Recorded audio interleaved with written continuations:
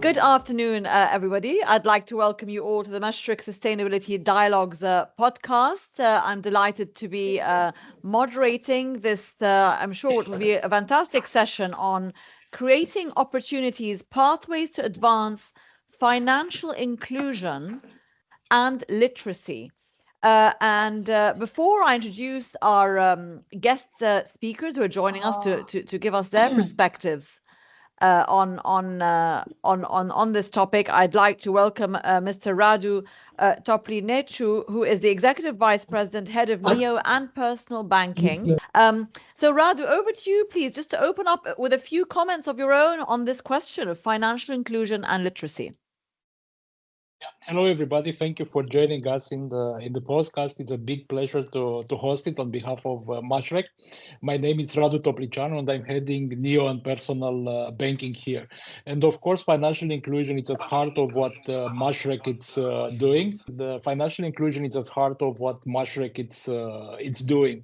And we are doing this because we are convinced that advancing the financial inclusion and the financial literacy, it's empowering the individuals and the communities to unlock greater economic opportunities, to better manage their finances, to build resilience against the economic shocks, and to improve their overall quality of life. So it's important for us. Enhanced financial inclusion drives also economic growth by enabling greater participation in the economy. And this is true especially for the marginalized group. It promotes also social inclusions, it helps to reduce inequality and also foster economic empowerment. So all this being said, the topic of today podcast is very important for us, and I'm really looking forward to hear the insights of the esteemed panelists. Okay, well, thank you so much, Radu, for that introduction. And indeed, I'm delighted to be joined by 4 ladies as well. So you're outnumbered today, I'm afraid, Radu. But it should be a great discussion. Padmini Gupta, CEO of Xare. I hope I'm pronouncing the company name correctly. Let me start by welcoming you. And asking you just to give us your perspective on, and I know that one thing that Xare does is provide a fintech app which helps with payments, but give us your just on the bigger question of how much of a challenge do you think this is, financial literacy in the region? I mean, you're focused on the region as well, the GCC countries in particular, and the region. What would you say is the biggest challenge to having that inclusion today? Well, look, there's obviously a lot of challenges, and one of them was the reason why we started our first enterprise, which was RISE, right? What we saw was that 70% of the population wasn't actually financially included. And the market that was the largest of that 70% were migrants. They were constantly sending money back home, and they didn't have access to financial products over here. And so we built a sizable number of customers in that segment because they were not financially included and they wanted to be. And so I think that like that segment, and as we found out from building Xare, like that segment, there are multiple segments that are not financially included, and there are multiple products. So we normally think of financial inclusion as being not having a bank account, but really it is so much bigger than that. It is actually people not having access to finance, people not having access to the ability to spend, and now people not having access to the digital platforms that allow you to spend, because that has become so much more important. Okay, thanks very much, Padmini. And sort of access, you're talking about access there. Katia, I'd just like to sort of go to you, Katia Mehanneche, Regional Manager, Arab Region Alliance for Financial Inclusion, AFI, as an acronym. Welcome to the podcast. I mean, Padmini was just talking about access there. I want to talk a little bit about, again, your sort of overarching view on what the main challenge might be. But is it access? Is it even knowledge and education of knowing what's available out there? And from your hat that you wear, which is a sort of policy regulation point of view, What is the obligation there of governments, I suppose, and regulations to make sure that actually people are even aware of what solutions out there that do exist? Thank you very much for the question and for having me here. So indeed, the definition of financial inclusion is not only about access, it's also about the usage. And it means that there are some qualitative components to support people to have more access and more have a better utilization. So what we have seen with the policymakers, because AFI is a network of policymakers, and specifically in the Arab region, we are empowering 8 countries to develop financial inclusion strategies. And in the strategies, what is important to notice is that once they have targeted to have access to increase the financial inclusion rate, which is measured by the access, having a bank account, what they have noticed is that, okay, now we have achieved this goal, but by the way, are people using it? So there is a big difference between having access to the bank account and using it. And there are some countries who have a very big difference. So this is the core challenge, because having people use the services will lead you to think about, is the service adequate? Is it relevant? Does it reply to the needs? By the way, who are the beneficiaries? There are different target groups in the region. The more unbanked are the women and the youth and forcibly displaced people. So for these populations, you need to target different programs, and financial education is one of the enablers for policymakers to increase the usage and to have people more onboarded. So it's not only about giving knowledge, it's also having their behavior change. It is about empowering them. And when we talk about women, this is absolutely accurate, because for women, the policymakers will face social norms who are a big constraint for women to use and to access to their to the offer in terms of financial services. Okay, but Katia, just to stay with you on that point, so what is one tool that you would identify that would help in this access? You know, a practical tool that you're seeing implemented or even attempted to be a solution to that. How do we shift to make that possible? Yeah, this is the $1 million question. I think there is no miracle. This is why we are saying that for having like financial education strategies or financial inclusion strategies, you need to have different drivers, different enablers, different tools. But I would say that the most important one is to know your customer. I mean, I'm coming from the private sector. I will use this. Know your customer. Have data. The main challenge is about data. So first of all, where is the population? Who is the population? What are the needs? And how are the perceptions regarding financial services, for example? So having data is the most really constraint. So having disaggregated data is I think the priority in terms of tools. And in the data, we'll also put like measurement. What is the capacity, financial capability of of beneficiaries? So in the AFI network, there are some institutions and regulators who have developed a barometer. So if we talk about tools, AFI network is using a barometer used by policymakers to measure the financial capability of the population.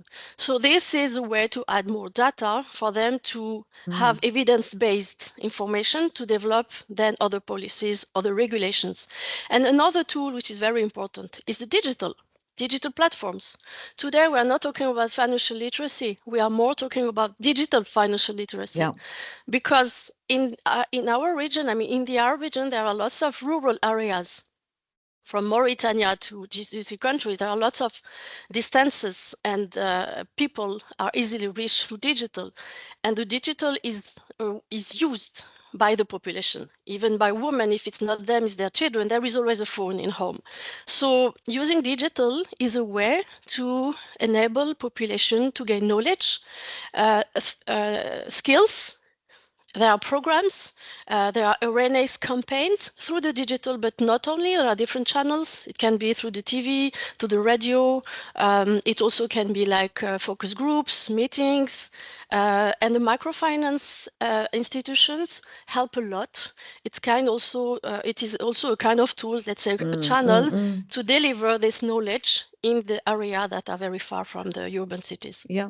Thanks very much, Katia. Great. Yeah, and absolutely. It's about how do you reach those areas. And I have to say, but the mobile phone is the one digital tool that actually many areas and many developing countries and rural areas do have access to. The one thing that everyone has is a mobile phone, as opposed to other things that are perhaps more basic.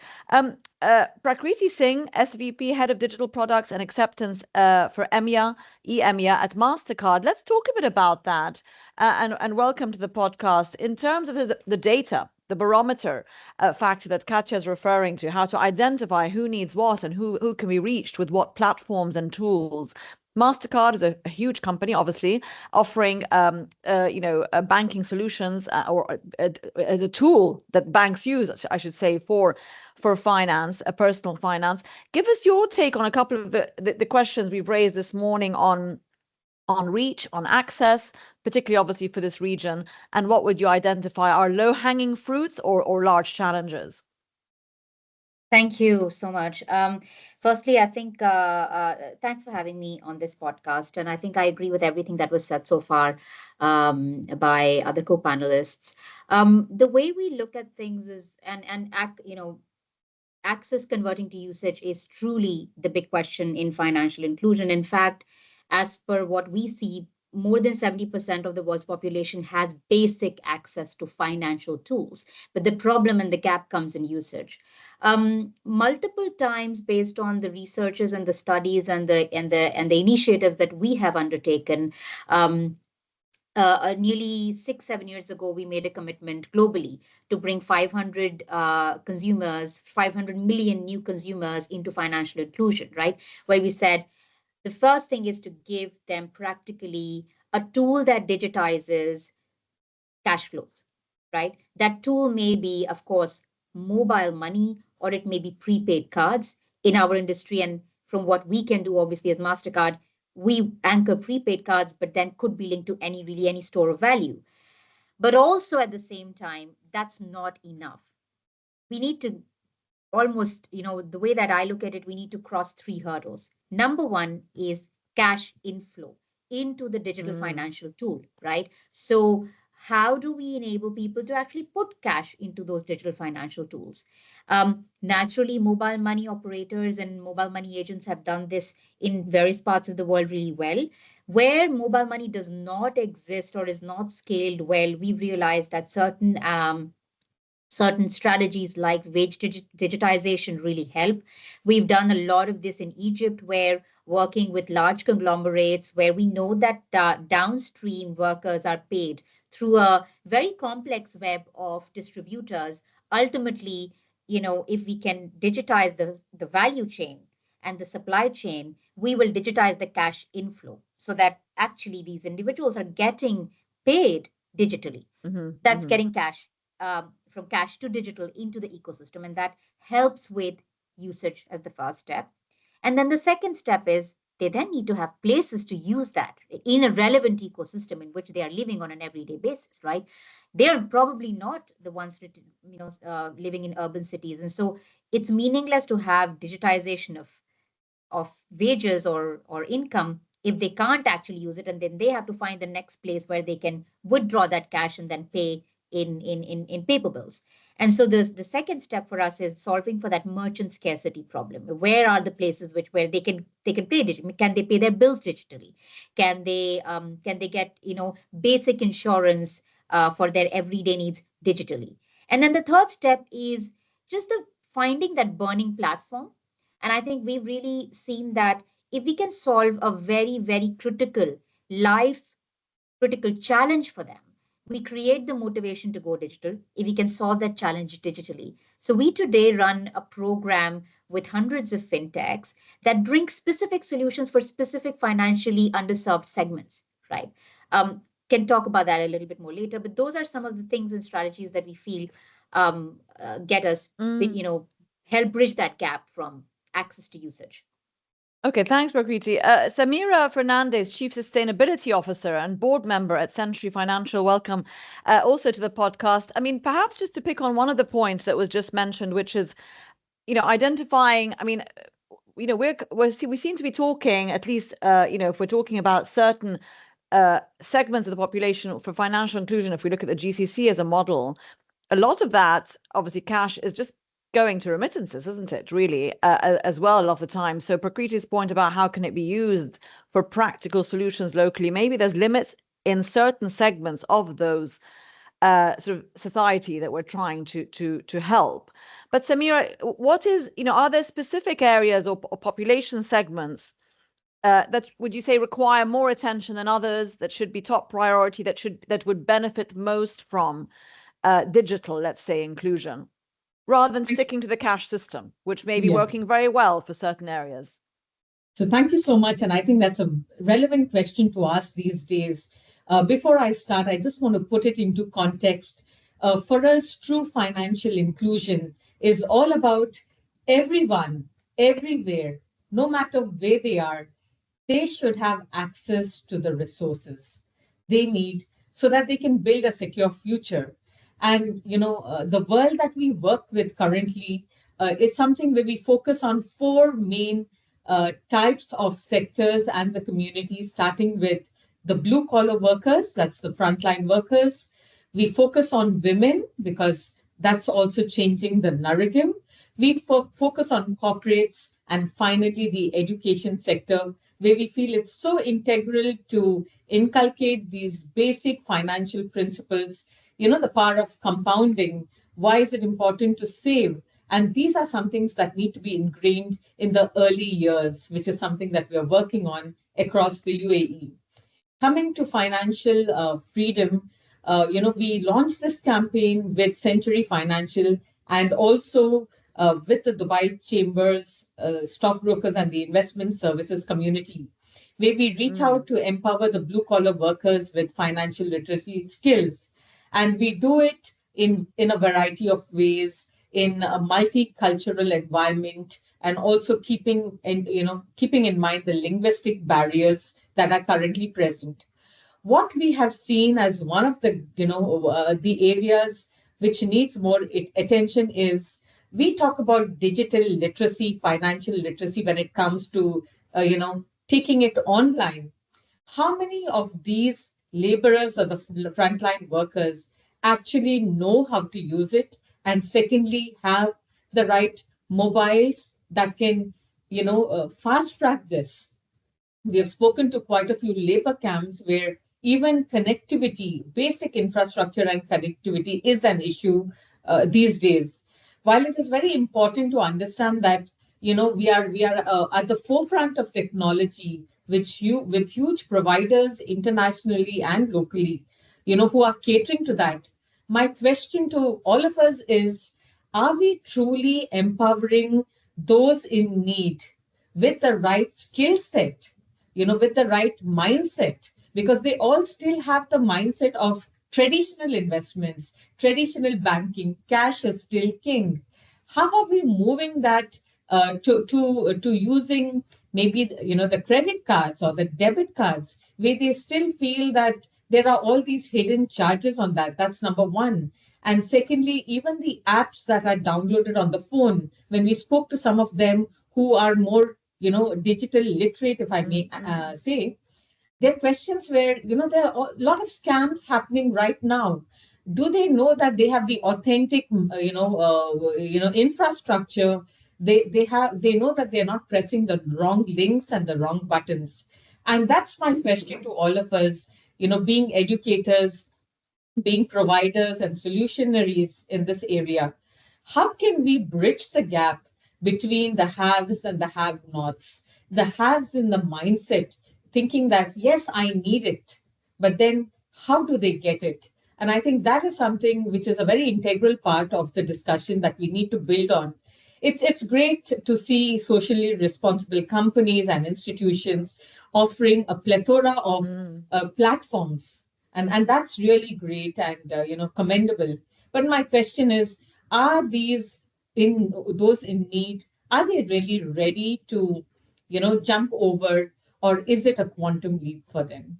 Yeah, I mean, thank you very much, Sameera. In Padmini, on that point, just one point that Sameera made was the, I suppose, security. Security assuredness of not only knowing how to make that leap and start using apps, but being sure about whether they're going about it the right way. I mean, is there, Padmini, too many solutions out there right now? Are we being inundated with too many apps, too many options? How in terms of the acceleration of what we're seeing come online, I mean, you're obviously providing one solution yourself. Do you see a lot of competition out there? What are the advantages or not to that? That's a lot of questions. But let me start with the first one, where are there too many solutions out there? And so the market's going to react to what consumers need, right? Or what they feel is needed. And then, so start up, and about 50% go out of business in the first 2 years. And then, there's a smaller ramp down later. So the market then reacts, right? So do consumers need this or not? And so consumers react by saying, yes, I love this app because I need it. So that's on the competition side, on the, are there too many apps out there? But really, what do people need, and how well do we understand it? So our experience has been that people in our initial segment was sort of service workers, and people that had smartphones, right? And people that were semi-digitally literate. So people that would use, they may not know English, but they understand how to get on Facebook and how to send WhatsApp messages. And that makes you sort of more literate digitally, because you know how to use apps. And then can you actually use those same techniques for other apps? That technique, we have found, is actually very useful, because you have literally educated yourself on how to be much more digital than had you just used a formal education channels. But let me sort of give you our own experience in this, right? Our own experience is this is a sort of learning thing. Every single dollar of consumer spending in the world actually starts out as income in the hands of an income earner, but only 1/3 of the world actually works. 2/3 of the world is actually spending someone else's money. So that goes to the point that was made earlier by my co-panelist about, well, what, dependent spending, right? Are we reacting to the right type of consumer?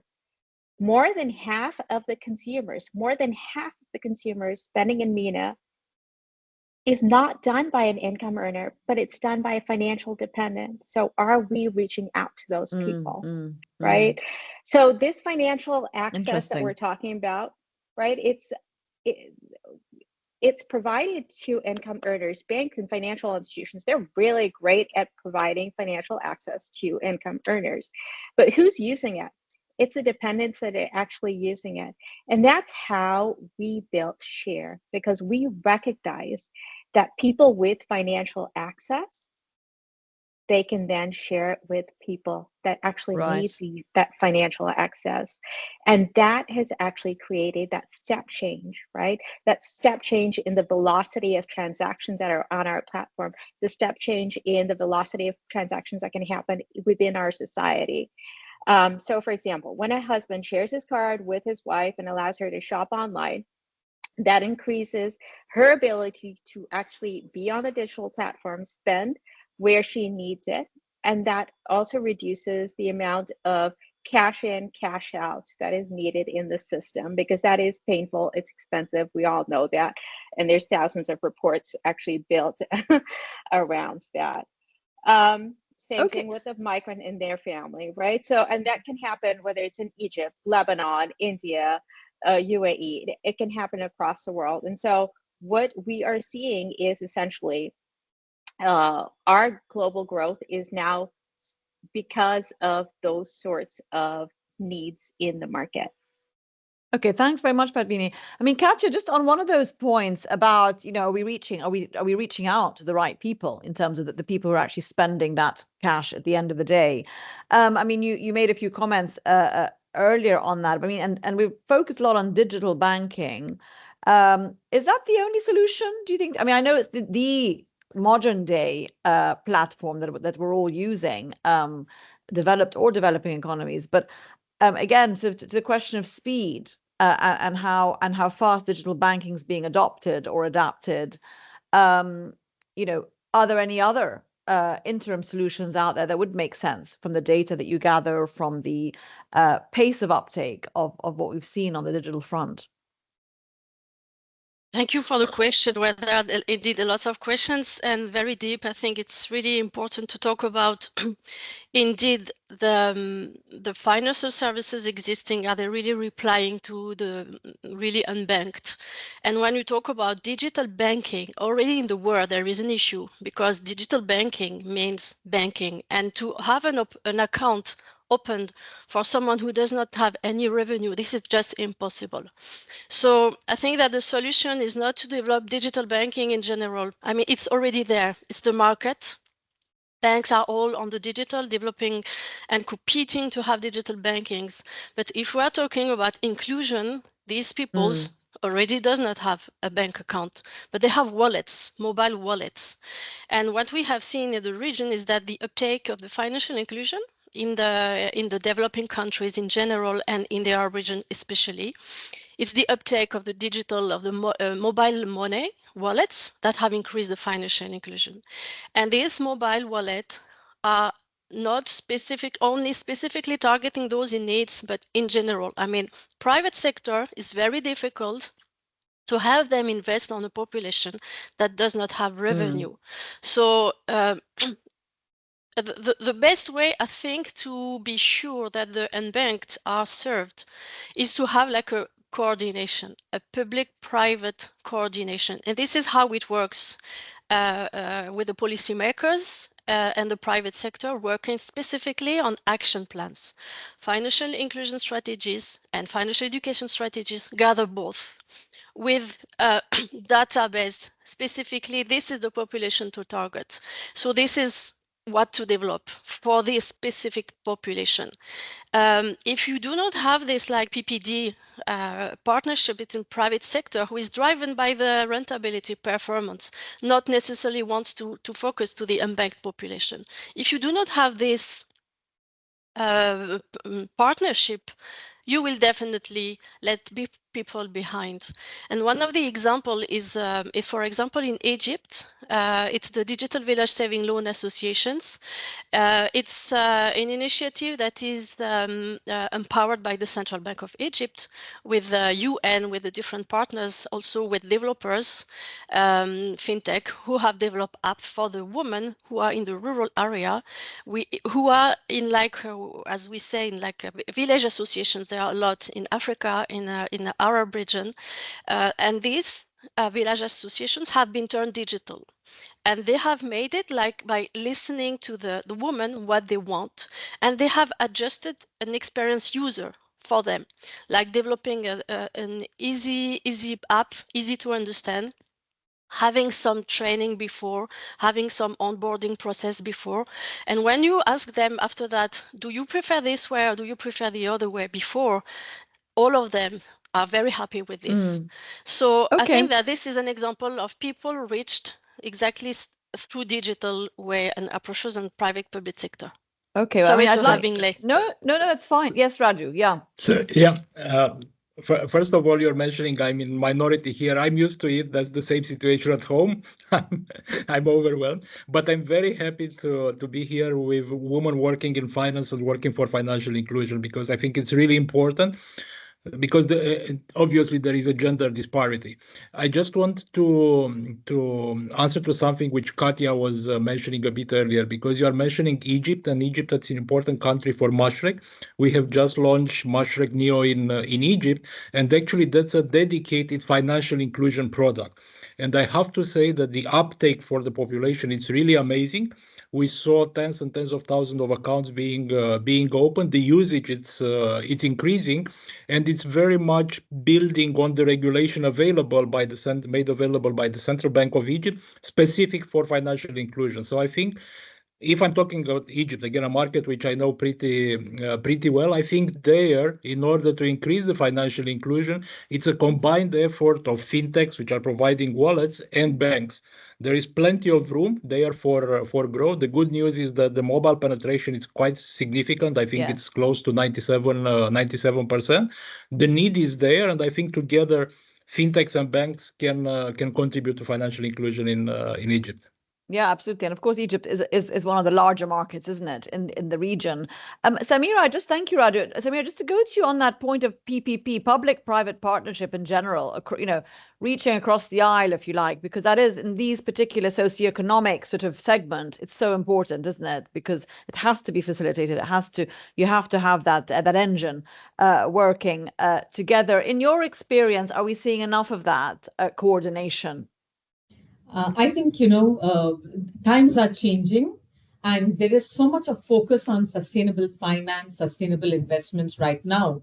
And while we all still feel that this is just the tip of the iceberg, let me tell you that, we have governments of different countries who are focused on sustainable investing for lending in sustainable projects. So it's basically inclusive lending in sustainable projects. Let's take an example of a farmland where, we have the government and the private players working together hand in hand to provide these facilities to finance these products and technologies for the farmers of their farmlands. And what is happening is it's a win-win for all parties involved. For the government to look at long-fetching technologies which are more sustainable, to look at the farmer, for example, in these different countries, which are crop-bearing countries, to inculcate these new technologies which are purely sustainable. And it's all about environmental resilience at the end of the day. How can we work together to match make between the same public-private partnership, where the government joins hands with the private players to offer inclusive, sustainable solutions to the frontline workers, if I may say. And, keeping in mind that agri-tech is a key area that, the UAE government is also focusing on when it comes to food security. The entire wave moving to the agricultural sector at the forefront when it comes to AI and innovative technologies, and also looking at harnessing best productivity with nature-based solutions. I think this is a perfect integration which the private sector is working on. And I believe that this is going to be the future of not just sustainable investments, but getting inclusive lending for sustainable projects. Yeah, and I'm glad you brought in the sort of business angle, if you like, the SMEs, the agricultural business, where of course, and the farming community of which is very large, obviously, in the particular geography that we are talking about in the Middle East, North Africa, for example. Prakriti, I mean, we're going to wrap up soon, but I'd like to go back to you for another comment on that. Again, I mean, Mastercard's obviously a huge global company. I mean, do you see any best practice, I suppose, experiments which have worked better in the developed economies, let's say? I mean, we're talking about developing countries at the moment. We've been focusing on that in this discussion, but any best practice solutions that have worked very well in societies where they're more versed with digital, let's say, banking, which has or hasn't worked, and what is applicable, therefore, to bring back to those regions which are still taking that up? Look, I will make a comment on both developed and developing, with a few examples. And I think that, Sameera made a comment earlier around the impact of large organizations. And the way I see it is that if we are making the right steps and supporting the right kind of locally relevant solutions, then we can truly bring large scale impact to millions of customers, right? And As Mastercard, I think that's where we can add value, is by supporting locally relevant solutions. So just to give a few examples, let's take UAE, which, you know, from a definition perspective, is a developed economy. And there is a large migrant population, and we spoke about that earlier. And you know, it kind of brings everything, public-private partnership as well as digitization. If you look at the wage program that runs in the UAE today with WPS, and a lot of effort has gone in through local banks as well as fintechs such as C3 in educating migrant workers about digitizing their remittances and sending remittances overseas to their home countries digitally, as opposed to through informal channels. And the benefits that that brings them, whether it's paying for education loan for their children back home, buying a piece of land back home, or buying paying for health insurance for their parents back home, everything then boils down to what is their digital footprint. And that digital footprint stems from sending money digitally to another formal financial institution in the home country. And I think the C3 has actually done a phenomenal job in terms of educating migrant workers on the benefits, how to do it, how to simplify it, while bringing partnerships with many financial institutions in the country, right? So that's just one example of saying, hey, let me, it's not unless and until I solve for the burning lifestyle issue or lifestyle problem for that particular individual, I am not really solving the problem. And a migrant worker is really looking to for their children to have a better future, for their parents to be well supported, for them to go back home once they've finished working here and have a safe piece of home or land or farm to live in. And all of that comes from having digital footprint. And then, ultimately that boils down to getting right financial support in their home country, whether it's in any geography, and that loan will come from a financial institution that is going to look at your digital footprint. So I think that education, along with public-private partnership, along with digitization of income that we spoke about earlier, but also digitization of recipients, right? Can I pay for education and school fees digitally, right? So everything is linked, and you kind of build an ecosystem there of the earner and the receiver. The second example, I think we spoke about farming and agri, which is a huge segment in Africa. And I think some phenomenal work is happening in the space. Egypt is a big agrarian economy and lots of farmers there as well. Again, in that ecosystem, we've had initiatives that are supported by the central bank that say, hey, we want to support banks to bring in microloans for farmers as a segment. But at the same time, banks, on the other hand, need data. They need information. Yeah. They need to know, can they actually underwrite it? And that's where the supplier ecosystem comes in. That's where the buyers come in. And so, again, we're talking about an ecosystem digitization solution there. And the third example I'd like to give is maybe very, very different, where we spoke about climate, right? We spoke about sustainability as well. Interestingly, majority of the underbanked or financially underserved populations also live in climate or climate vulnerable places across the earth, right? And so how do you tie in financial inclusion with climate inclusion and build sustainable finance is a really big topic. And I think that's where the world is going to go. That's where, we're going to start to see where a great example recently that we came across was in Kenya, where fisheries is a big segment. And actually people who live and do fisheries farming live in climate exposed ecosystems.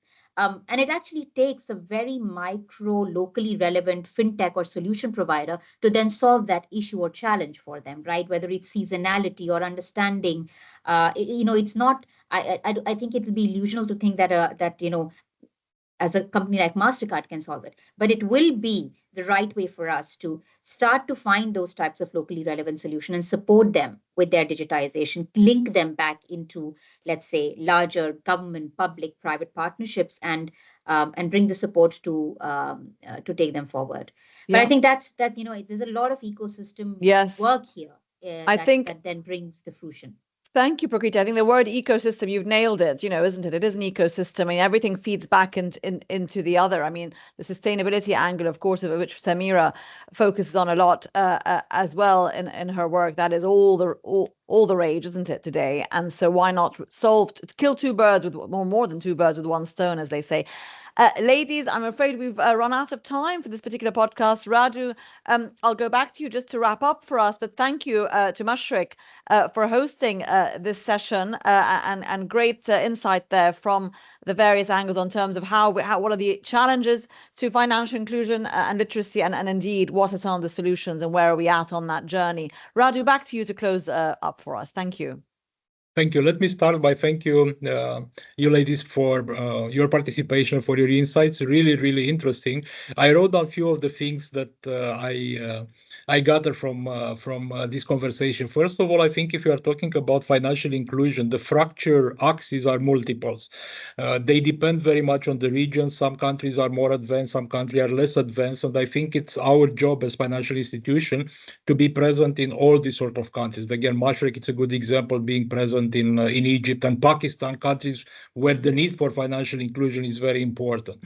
Then there is another fracture axis related to the revenue. People which are having more money, of course, are having access to financial services.